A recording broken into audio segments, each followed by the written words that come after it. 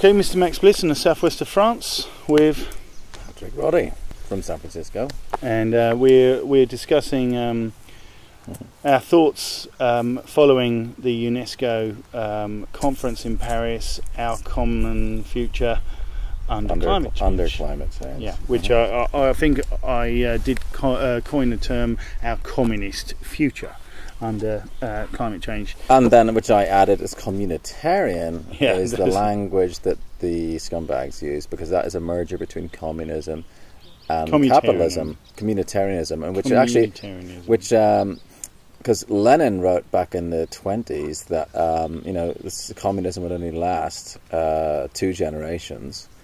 And then it would merge with capitalism to produce the merger. And he didn't call it communitarianism then, but this is what we're actually under. That when you see public-private partnerships or sustainable or smart, all of those things are communitarianism. So and interesting how long the plan might be then. These plans might be hundreds of years in the making. And these guys, they write plans for, the communists, the Soviets, they were always famous for their 5-year plans, but the 100-year plans. The think tanks, the foundations, and the people behind them, they think very far in advance. So things that the future, the present today, was brought up in think tanks hundreds of years ago. And they're already working on 50 years and 100 years ahead. So it's going to keep they are keep actually, coming. Yeah, there's no question about it. They're talking about 2050. They're talking about the turn of the next century.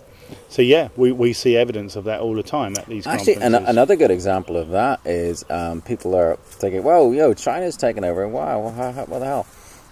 This is written about in the 1890s.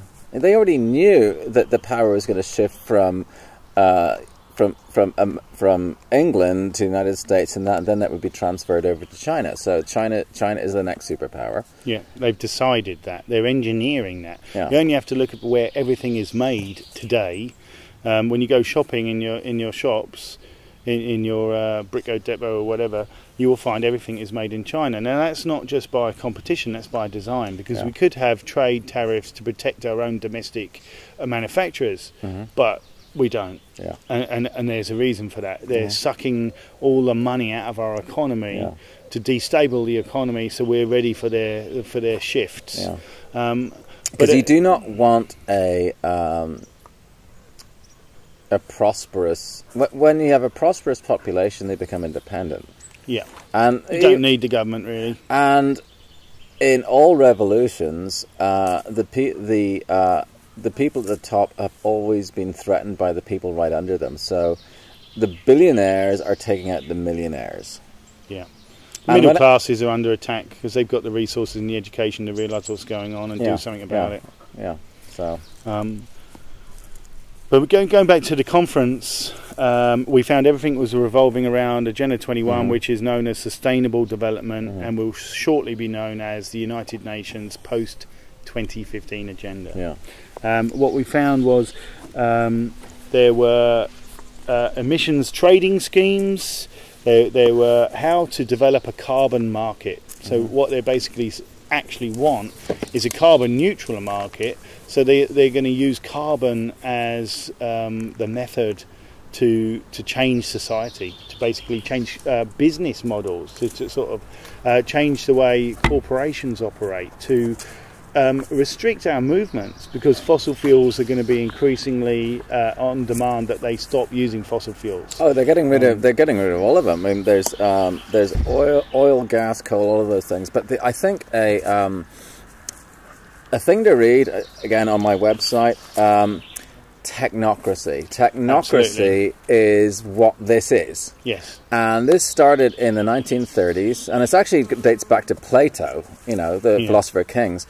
In the Technocracy movement proposed getting rid of all governments, representative democracy of all sorts, getting rid of borders, and then getting rid of not just capitalism, but like money. And they were going to replace money with energy credits.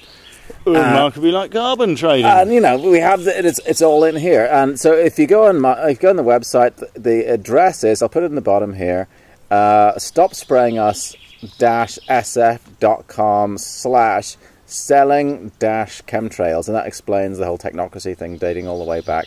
Which we're moving towards now. And also the book, a very good book you should read about that, by Patrick Shaw, called Technocracy Rising, which came out 2015. You should read that.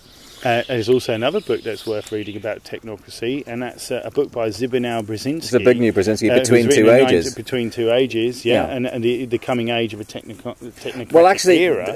That's in 1970. Well, so yeah, in my article, I go into the details that this movement in the 1930s got laughed off the stage because to create this energy economy, they would need to know have a complete inventory of all human activity and resources, so they could parse it up and use that as currency. And would that be that? Which is that? So, but that was impossible to do before high-speed computing and the internet. But now we have that, and it's possible. So, and you see it implemented in things like smart meters.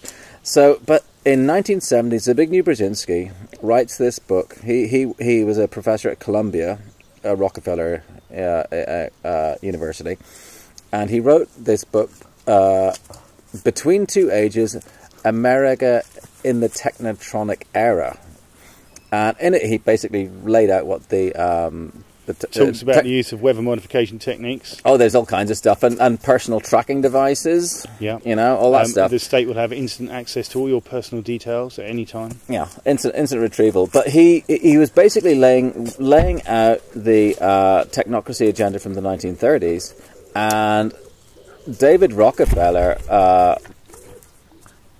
on the basis of this book, brought him in to form the Trilateral Commission with David Kissinger and others, and then in 1976, Jimmy Carter, who no one had ever heard. He was some governor in Georgia no one had heard of. And he becomes president, and he's a member of the Trilateral Commission, and he had like 30 plus members of the Trilateral Commission in his cabinet and so on. But out of that came Agenda 21, and the world we are seeing today. And it is basically it's a scientific dictatorship. Yes, absolutely. And globalization, a one world government system. It's a global threat, needs global solutions, needs global acquiescence to their plans. Yeah, and the European Union is another example of that. Yeah, well, there is no real democracy anymore because we just have 28 European commissioners, unelected. Yeah, and the MEPs can't initiate legislation, so everyone in Europe is basically a slave. Yeah, they're citizens of a bloc, which is communism in a sense. Yeah.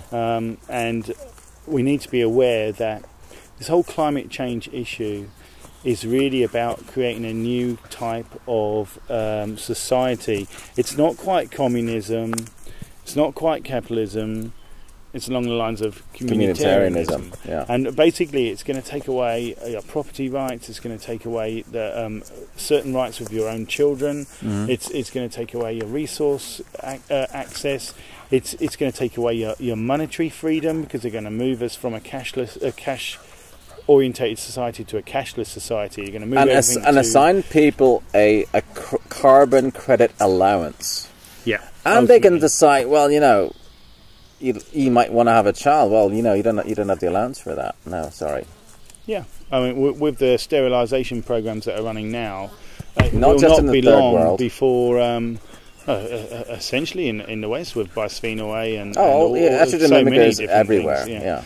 We're basically seeing now many couples having to ask for help to conceive using IVF treatment. Well, that's just the tip of the iceberg. Soon you will have to qualify. You'll have to. Yeah. This is the future they want to bring in because they want to be able to genetically modify the population of the future, as we saw in predictive programming books like Brave New World by Aldous Huxley, 1932. And Julian, the UNESCO guy. Yeah, brother of Julian Huxley, who actually first talked about transhumanism in 1957. Yeah. But gravitating back to the climate conference, basically, climate conference is connected intimately with sustainable development. You don't have one without the other, because sustainable development is the ultimate goal, Agenda 21, so that they can have total control and implement their one world government system. Climate change is the vehicle to give them that goal. We see trading emission schemes. We see carbon taxes. We see strengthening the global trade system, clean energies and the trade system. Now, that might sound like a good idea, because who wants dirty energy?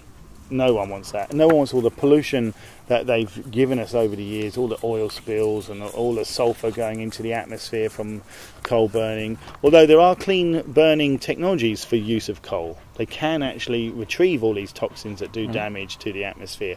You know, you could work with what you've got. You could adapt scrubbers. with what you've got. Exactly, yeah. So they're demonising CO2 and carbon dioxide is not a pollutant. Absolutely. It's plant Love food. CO2. Yeah. Makes trees grow, plants grow phenomenally well. It's an essential part of life, and it's a minuscule amount of the atmosphere. It's 0.0375%. It's a tiny, tiny, tiny amount. And it doesn't have the impact that they're claiming it does. But we need to be aware of the rapid shift to this carbon neutral society, or even carbon negative. They're talking society. about carbon negative, and That's not what we're talking actually, about. can you